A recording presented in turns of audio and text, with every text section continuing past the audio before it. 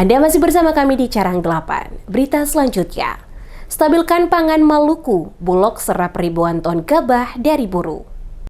Perum Bulog kantor wilayah Maluku dan Maluku Utara terus memperkuat penyerapan hasil panen petani guna menjaga stabilitas pangan serta meningkatkan kesejahteraan petani di daerah. Manajer Pengadaan dan Operasional Kanwil Maluku dan Maluku Utara, Abdul Aziz, melakukan monitoring langsung terhadap pelaksanaan panen kedua di Kabupaten Buru. Hasil pantauan menunjukkan produksi gabah petani pada musim panen kedua ini berada dalam kondisi sangat baik. Menurut Abdul Aziz, panen kedua di Kabupaten Buru menunjukkan hasil yang menggembirakan dan mampu mendukung program penyerapan pemerintah. Ia menyebutkan bahwa hingga saat ini Bulog telah menyerap 3.472 ton gabah di Kabupaten Buru, sementara penyerapan beras mencapai 230 ton atau setara dengan 2.006 ton beras. Secara keseluruhan, capaian penyerapan Bulog Kanwil Maluku dan Maluku Utara telah mencapai 5.268 ton gabah atau 94,79%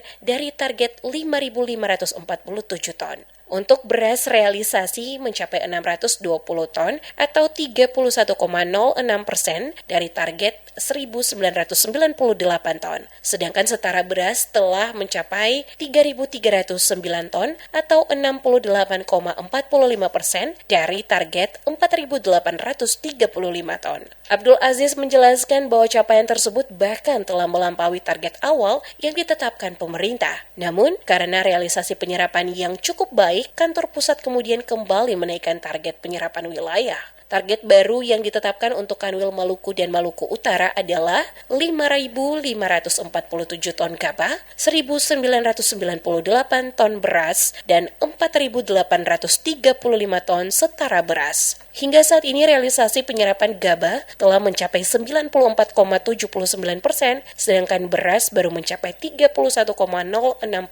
dari target. Meski produksi pertanian di Kabupaten Buru terus meningkat, Abdul Aziz menilai masih terdapat sejumlah kendala pada sektor pasca panen. Berdasarkan hasil kunjungan ke sejumlah mitra penggilingan padi, sebagian besar penggilingan di daerah tersebut belum memiliki fasilitas pengeringan gabah atau dryer yang memadai. Ia menegaskan bahwa keberadaan dryer sangat penting untuk menjaga kualitas gabah, terutama pada musim hujan, agar dapat menghasilkan beras dengan kualitas yang lebih baik.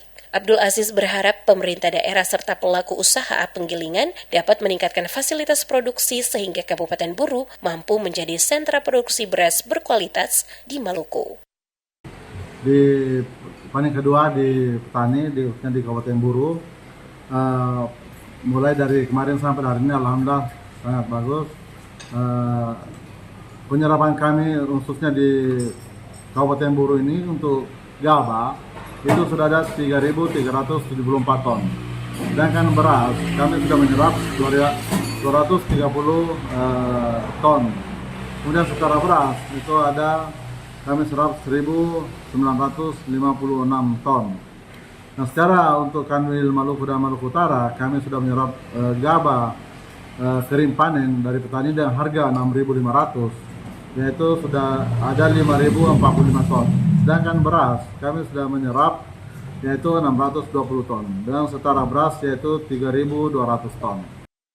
Selain melakukan penyerapan gabah petani, Bulog juga menjalankan program penyaluran bantuan pangan kepada masyarakat penerima manfaat. Untuk Kabupaten Buru dan Kabupaten Buru Selatan, tercatat sebanyak 30.092 penerima bantuan pangan. Setiap penerima memperoleh 20 kg beras untuk alokasi 2 bulan, yakni Februari dan Maret. Abdul Aziz menyebutkan bahwa penyaluran bantuan pangan di wilayah tersebut telah terrealisasi 100%.